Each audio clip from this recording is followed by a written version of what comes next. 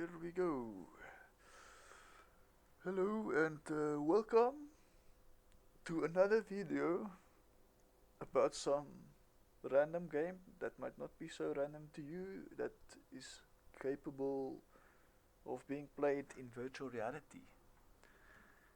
This game is a very old game's remake, Jagged Alliance 2, that was made somewhere in the early 2000s, which was one of my most favorite games of all time.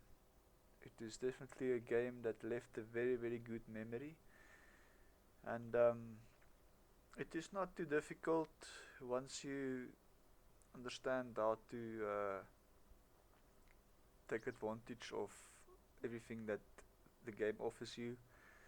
And you need to know how this game operates, and I will give you some information about this if you haven't played it before. And also, since I've not been playing this for many years, at least I don't know, at least 15 years. I haven't played it for a very long time, but it is they've remade the game, and I was in awe. I was absolutely amazed when I opened this game in Tridef Ignition, and it just worked. It just worked right out of the box. And for those of you who don't know, who are a newcomer to VR, it's perhaps one of the best things, best ways to play any sort of game. Now, I couldn't, for somebody who's been into stereoscopic gaming since its inception, it takes some time to adapt to it, but once you get into it, it's really tough to get out.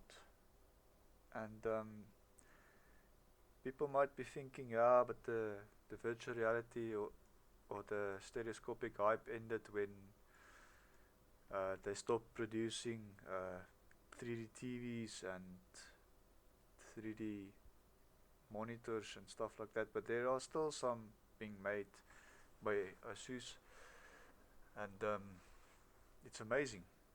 It hasn't really died out yet. There are still some diehard fans, and these diehard fans are still producing stereoscopic content. Or, well, I wouldn't say content, but they are making content stereoscopic. And I was very fortunate. Well, we are very fortunate, for those who are interested in this sort of gaming, that this game still works with virtual reality and Tridef. It's a matter of knowing how to manipulate the API and to get your textures to be stereoized. And yeah, it's a very, I can't tell you too much about that process, because if I would be able to tell you everything, I would have been doing it myself. But I know enough to know it is not it's not something easy for just anybody to do. So it's a very fun way to play any game. And in the beginning of stereoscopic gaming, the people complained that it hurted their eyes, and it wasn't for them, and it's quite a very expensive hobby, because since stereoscopic gaming, you need to render each scene twice from a different angle, and that is what it is very demanding on your system. It's not your average system's cup of tea, you might say. So that made it very difficult to market and get this into production, or to make it mainstream.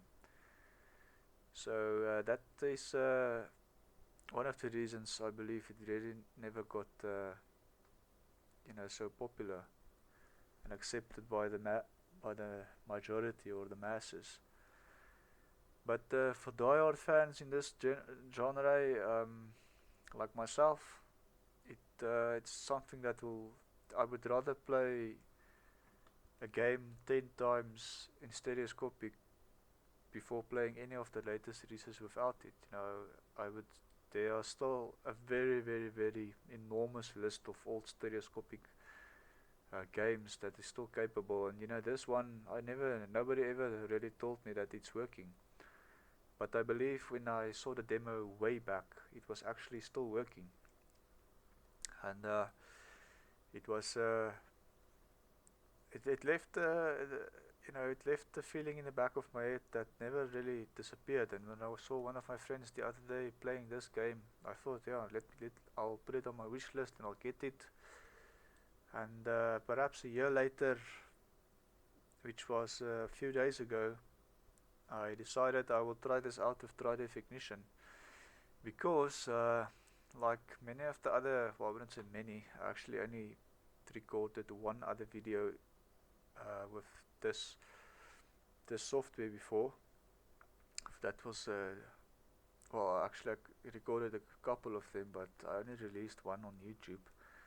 Alice the Madness Returns, which is actually a very, very creepy and fun puzzle game, adventure type of game that take you through what is through the mind of Alice, who's had bad dreams. And I've given my comments on that when I made the video. But yeah, this is the first time I'm making some remarks on something I've recorded, because I really believe this video needs some traction, and it needs to get out there, because yes, I really think this is one of the best games that weren't designed for VR so far that I've tried, that really got me hooked. I really got hooked here, like really bad. Actually, when I started playing for 36 hours or 38 hours, I couldn't stop. It's like when you wake up and you still hear the background music of this game in your head. It's like really printed into your memory, and on top of your mental confusion. And yeah, it's because this game is really worth the time, and you actually need a lot of time, because this game is not the game you can spend a few hours on every day. It's a weekend game.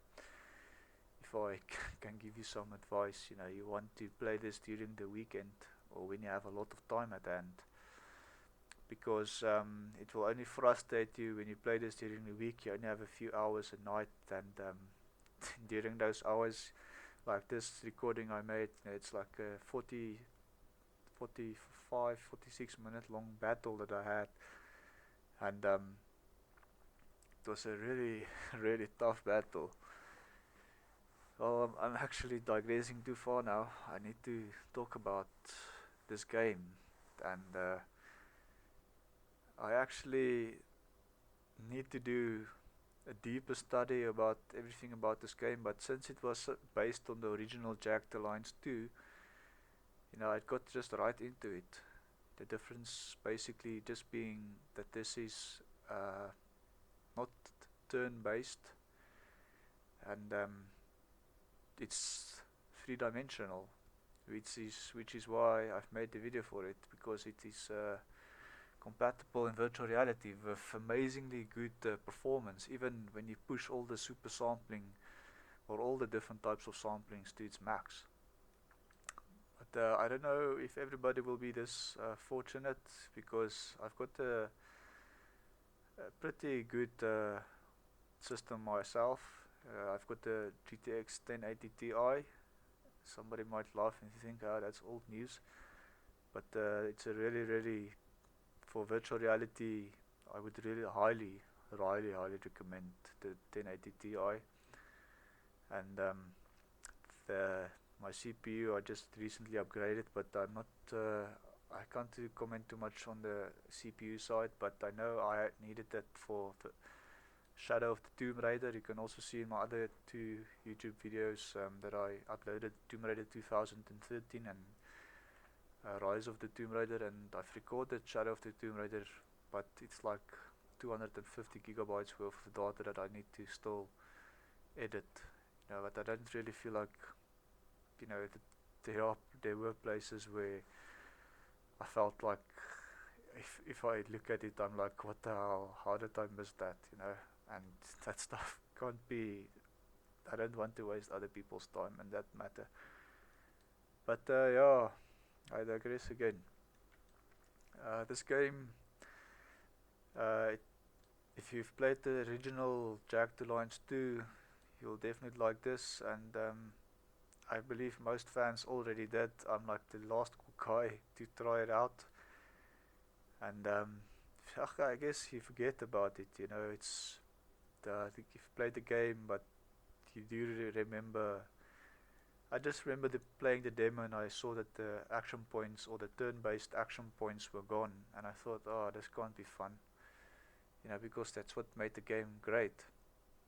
But as you can see, yeah, it's like a similar concept where you pause the game. It's like it's paused. You freeze time, and you do everything you need to do, and then you resume time.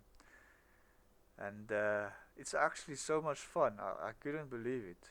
It's really, you hit the space bar, and you do your stuff, and you hit the space bar again, and you watch things transpire. It is it is so much fun. I can only recommend you try it yourself. Um, well, the downside of this, I wouldn't really call it a downside, is if you haven't tried out Tridef Ignition of Triple D's software, you might not get a legal copy of that anymore. It's not on the internet anymore. I really don't know why they took it down. But I just felt like I believe there was some really big financial problems, and I've heard something about them trying to sell it, and for a really ridiculous price, because it's worth the price. For me, as a guy who use it, it's definitely, uh, as you can see in this video, it's what it does. It's amazing. It's really amazing. And so yeah, you need Tridef Ignition, and I'm not gonna promote piracy here if you don't have it, but you can find it somewhere on the internet. I fortunately bought two monitors way back when it started out. That gave me two licenses. Well, actually, I have two of the same monitors. One is a backup, which is a 3D monitor, and it came with two licenses for Tridef. So I had it, and I never used it because I use a NVIDIA graphics card, and Tridef is, I would say they are due compatible, because I'm playing this on a 1080 Ti, as I mentioned, and it still works. So yeah,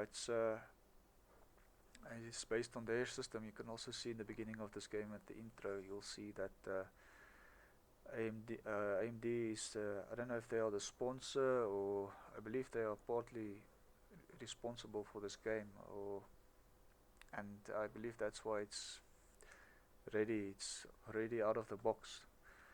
So yeah, playing this on a virtual reality headset, Samsung Odyssey Plus, and I've turned my super sampling to 200 in the Steam VR settings. I've also used multi-sampling and super sampling in a virtual desktop, in which you need to render it in your headset. And then I used NVIDIA's DSR 2K or 1440p resolution to also give the the hardware better rendering to to the headset, and it's really amazing. You have to play around with super sampling and anti-aliasing and things like that to smooth out all the jagged edges, and yeah, to get Jagged Alliance working. And yeah, it's a very interesting game. If you hadn't played it before, it's a really rich story behind it. But I believe the original one, the story, the memories I have about the story were much more intriguing. You know, it's a very well thought out game. You know, the mechanics, the engine, everything, and I really feel like this game lives up to the tale. You know, it's so far I've enjoyed it so much. You know, in virtual reality, it is just absolutely gorgeous. It is absolutely gorgeous. I have to mention that in the headset you have to turn down your brightness. Definitely, if you try this, do not forget to turn down your brightness, because you cannot play this game in a bright. You know, your pixels, you can't burn out your pixels in your headset, and the game looks really washed out when your brightness of your headset isn't turned down. You know, I think one is at like 17 or 18% or something. And yeah, like I said, I've played this for day in day out. You know, with that headset on my head, and when you use the headset for that long, you really start to feel the weight on your forehead. You really start to feel it. You know, you know, for the next day morning when I woke up after I finally went to bed, I had like these red marks on my forehead. That's when you really start to feel the weight of the headset. So if I can give you a piece of advice, do not make it too tight. Just line it up with your pupils, and just try to keep it barely on your head. You know, your head shouldn't feel that there's something on it. If there's one piece of advice I can give you. And yeah, it's, you know, it's I'm like 4 days into the game, and I have 8 mercs here, as you can see, a squad A and a squad B, and it's the first time these two squads are joined for a mission, and I was really I'm glad I brought both squads to this fight, because has ended up being the hardest fight so far. You know, I had to run all my weaker mercs to the front of the building so that they can handle all the short range attacks, because my long range mercs, they handle the long distance. You know, and this, you know, the mercs with less marksmanship, they couldn't handle, you know, these long distances, and these enemies are really pumped. You know, they've been working out like the Terminator. You know, some of these guys, you hit them with like a 50 caliber, and you know, they still standing. Well, I'm lying. I didn't really test my caliber because I couldn't find ammo for the caliber as I was going through the map. So that caliber 50 caliber is just in my pocket now, and well, I wouldn't say my pocket, it's on my shoulders or my back, and I couldn't use it because I don't have ammo for it. That thing is a monster. If you, no matter where you hit the guy, it will die, no matter what armor it has. And the other guns, they can't pretty much penetrate the armor of these soldiers. So I'm having a really hard time here trying to survive. And this is the second time, so the second attempt. The first attempt I thought, okay, now it's time to record something, you know, to share with other guys out there, because it is yeah, it's I've been wanting to do it since I've started, you know, to give somebody. But yeah, first you need to learn the basics of a game before you start to share it, I believe. You don't really just want to hop in and irritate the guys who knows the game. And yeah, so I think even what I'm doing now, I might be irritating other guys, but each map has its own style that you need to adhere to. And this one, the disadvantage I have here is I don't have a lot of camouflage. You know, you really need to camouflage your guys to adapt to the environment, because that gives you a very big advantage over your enemy. Because right now you're very easy for them to see, and they won't miss you.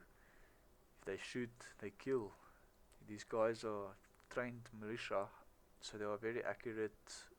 They are fully armored, and they don't miss. And yeah, my tactics here didn't quite work out as well. I tried to get two of my mercs to the front of the building before the militia noticed me, because once they notice you, you have to fight till the end, which is very, very, uh, it's very difficult in this map. In this situation, I could have exited the map and come back at night, and I might have had a much bigger advantage, but you don't really want to waste a day, because every day you waste is you have to pay your mercs in this game to keep them on your team. I'm not sure how this one works yet, but I believe in the old one you only got them, you had to hire a merc for a day or 2 or 7, and in this one I'm not sure yet what's going to happen after the week, but I haven't seen any options to hire them for more than a week. So yeah, I don't want to waste the time I have with them, so I'm gonna fight the day missions and the night missions until I become very rich.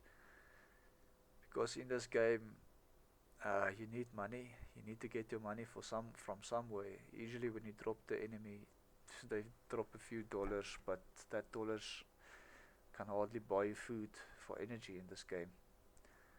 So it's actually very sophisticated, this game.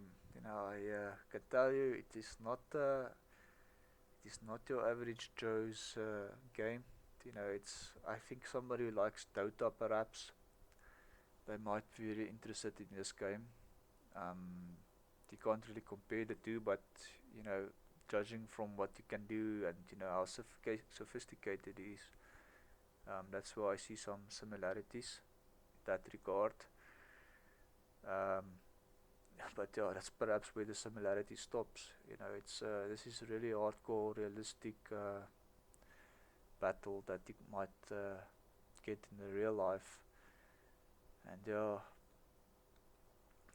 as you can see there, my one merc was dropped. He didn't make it through his battle, and my other mercs weren't able to save him.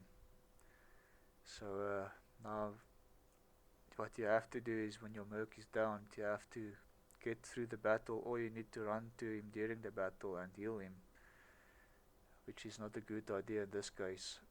And unfortunately, two of my most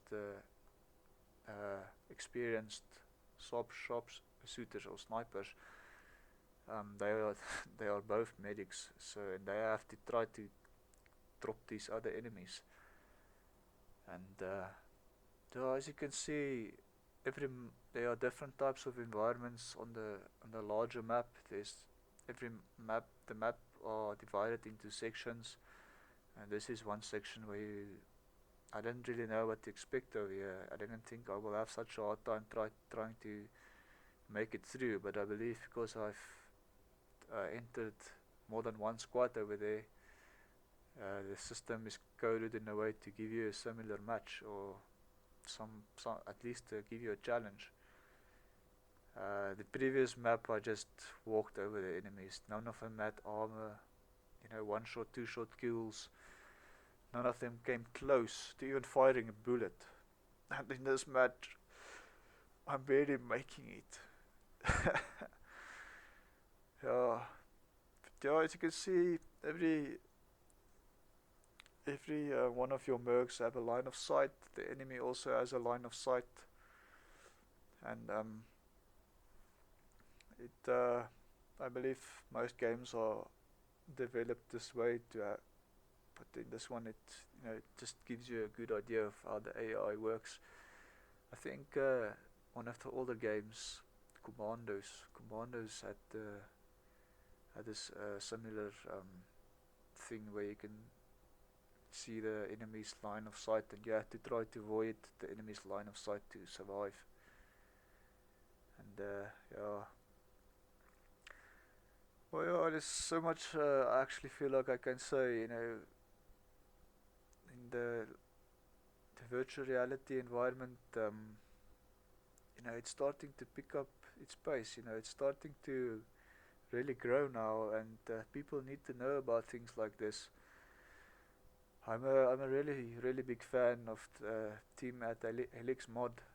The Helix Mod is still actively developing ways to play games like this, and I know VorpX also, although I haven't used Ralph's software yet, because I really, when there's a game that I really can't play in any other way than 3D Vision, that will be one of my alternatives. My heart has always been green, but I believe it's gonna end now because Nvidia abandoned stereoscopic gaming, or I wouldn't say they abandoned it. It's been there. They developed it, and it's been there for game developers for many years, and it's because game developers never used it. So people like the developers of Jagged Alliance, Back in Action, they had it in mind, but that was when the stereoscopic hype was at its peak in 2011, 2012. So game developers took the opportunity, and they made it compatible. And it's not Nvidia that really dropped the ball, it's game developers and people who just wants to make money, because that's what it comes down to. You need strong hardware to push this sort of gaming. But yeah, it's now reaching a state where you don't really need where the hard the best hardware is not really that expensive anymore. You might get one or two more hairs on a character with the latest hardware, but it's not gonna change that much anymore. Games needs to be games. You still need to be I wouldn't say you need to be reminded, but the game is a game. You will never get out of. You will never reach reality. You might get close to it, but if you want to reach reality, it's gonna take a lifetime for a game company or a game developer to develop a game. The more detail you need to, the bigger your world is, the more detail you need to add, and the longer it takes. And that's also one reason a game like Star Citizen is over ambitious. It is, if you want to create a world, you can imagine, unless you copy and paste everything like the guys of Bethesda does with games like Fallout, that is you're copying pasting everything, and it gets very, very monotonous, when you start seeing the same stuff lying around everywhere and there's no diversity. And, textures, I would say textures, perhaps you might copy and paste the texture a million times in different locations and just rotate it a bit, give it a different brightness or whatever. And but objects, you don't want to see the same object in your face every few seconds. It gets old, and that's what put Square Enix and Crystal Dynamics, the guys who behind Tomb Raider and Black the Fall, that I also made a video for, That's what put them in my good books, because they really try to keep the environment as diverse as possible. Every place you enter is a new thought, a new feeling to it. That's what makes games great, and I believe also in this game it's done a good job at that. Diversity is great. You see mountains, you see the sea, you see deserts, uh, you see different types of towns. That's the towns. I just came out of a. I don't want to spoil it for other guys, but I was so amazed with the previous town I entered with my mercs. I wouldn't say amazed. It's actually disturbing. To be honest, it was a bit disturbing, the things I saw over there, and it makes you think that it is actually very close to reality. It really portrays the reality, and it makes you feel good when you enter situations like that and you can end it. But I guess it's not really something you want to do in real life. In real life, sorry. Yeah, excuse my English. I don't want to bring attention to myself in these videos, because it's not about me. I really feel it's about the game and everybody that's been working around the clock to give you a very good, seamless, and enjoyable, immersive experience. That's. But I feel like videos that are without any comments or any remarks might be a bit too boring. So that's why I'm trying to share my thoughts on this game particularly, and perhaps I will do the same in the future. Perhaps I have something interesting to share, and this game is definitely something interesting. This game is really amazing.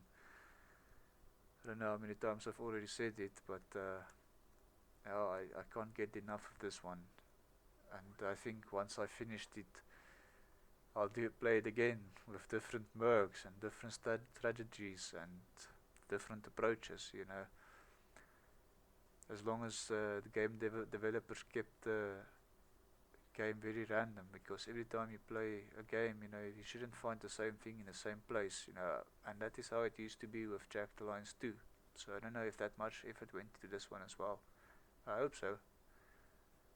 I do hope that every time you enter a new map it will be more randomized, because I remember in Jagged Alliance 2 some of the mercs which you liked, which you couldn't afford in the beginning, after a few days you go back into the recruitment agency and you will see that he is deceased. He died in battle on another mission. So far I also couldn't see in this one that the mercs are actually hired. It's not like it's like they are all available. So it's these small things that you see changes in between the two that makes you feel like this one is not as polished as the original one.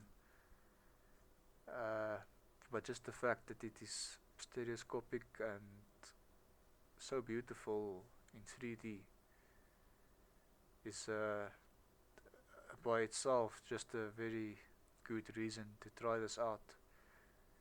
And just make sure that you've got a lot of time on hands, because I'm 40 hours in, and I've liberated about half of the map, and it's only getting hard now, so I can only assume or determine that there might be at least 100 hours. Sorry, there might be at least 100 hours that you need to have on your hands to be able to play this game and enjoy it. And it's I'd say it's definitely one of my top 10 best games I've ever played, coupled with the original. The original is also still very good. it just went so many thoughts and ideas into this game, and especially the original one. And yeah, I feel like this one lives up to that. You know, the only problem so far that's really something that's just really annoying is when two people collide in a hallway, for instance. The coding does not help you to get past the object, or past the other person. They are constantly trying to walk right through each other. That's just one buggy thing about this game so far that I've noticed. But they're sure not even the best AAA games don't have bugs. There will always be some bugs somewhere. And another bug that I've encountered is that sometimes when you will be playing and then just bam, blue screen of death, and when you restart your PC, your save games will be gone, and you need to go through some sorcery to get your save back, because that happened yesterday after I've been in the game for more than 30 hours or something, and it was gone. And it was not like, I want to break something. It was not like that. I was just like, okay, cool, I'll start over. It's that's I think that's just how this game is. You don't mind that it's. If I can tell you one thing about this game is you need to save a lot. After each kill you save, because you don't want to try again and you have a different outcome, because I've noticed every time I die and I retry, you have a different outcome. That's one of the best things about this game is not every time you hit the retry button, it doesn't come back the same way. It's not like it resets everything. It's like the PC almost learns how to be random. And that's one thing I love about the AI in this game. It's like each session you will get something different. You will not one battle will be the same, and you can approach a battle from so many different angles. And yeah, that's how you learn to play the game. To have fun. And yeah, that's losing save games. There is a way to get them back. They are not really corrupted files or something. You still be able to get them back. You just have to go look in your user folder and you will find it, and you just copy it and you rename it. You have to rename it, and you just have to load it inside the game. And even though it might say you've only been playing for an hour, you just entered the save game and you will see it actually reloads the latest one, or you just need to copy the latest one and see it. And that is a very, very, very big bug in my opinion. That's the biggest bug I've run into so far. Yeah, it's I just love this game. I really felt like it was worth making another YouTube video for this. Not that I just make videos of the games that I love. There are many games I love, but when I want to make a video, I just really want to make it worth the while. I can see that if you are one of the people that has watched this far, then I really appreciate it, because not many people seems to be watching these videos, and I'm sure there's perhaps one person out of a few that will look and see what it is about this for. Yeah, I hope I don't bore you too much, but I just wanted to share my personal opinions and thoughts about everything stereoscopic gaming related. Yeah, I will also I will make another video where I give some more details about the guys who still makes these stereoscopic gaming possible. And yeah, if game developers sees this, please just stereoize your games, make it compatible in virtual reality, so that these awesome games can be enjoyed the best way possible. You just have this is just uh, I can't believe that not more people are into this. It is so much fun. You know, if you're looking for fun, this is it. I can't understand really why it hasn't become, the norm. It should have been the norm long time ago, and we are still stuck in two-dimensional gaming. You know, it's not like the people adapted to this.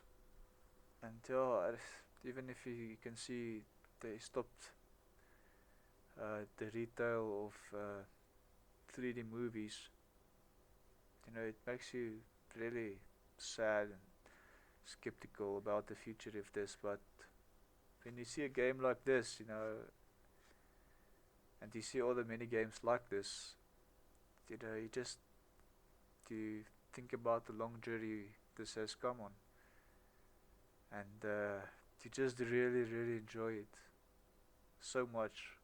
You feel like you might not get anything like this anymore, and it's sad. It's for people like me who really loves this. It is sad. You want to see more like this. You so badly want to see more like this. You want to see everything like this. And the virtual reality has its place for the full degree of freedom, where you can turn your head around and stuff like that. Yeah, you can implement that into. I know there's one game that I've seen that you can play like you are God, and that's not for me. I felt like there's just too much blasphemy in that for me. I personally couldn't endorse or promote something like that. But then you are thinking, what is this? It's just another war game. It's just another battle game that if you like guns and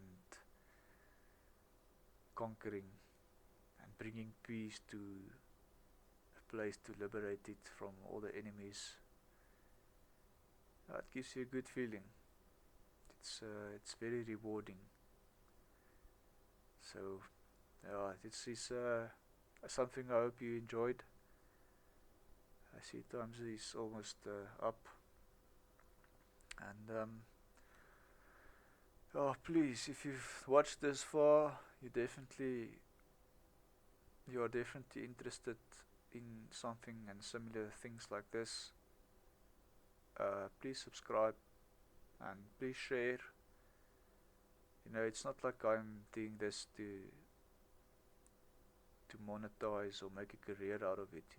I just really want game developers. I just want game developers to see this and do it. Just do it.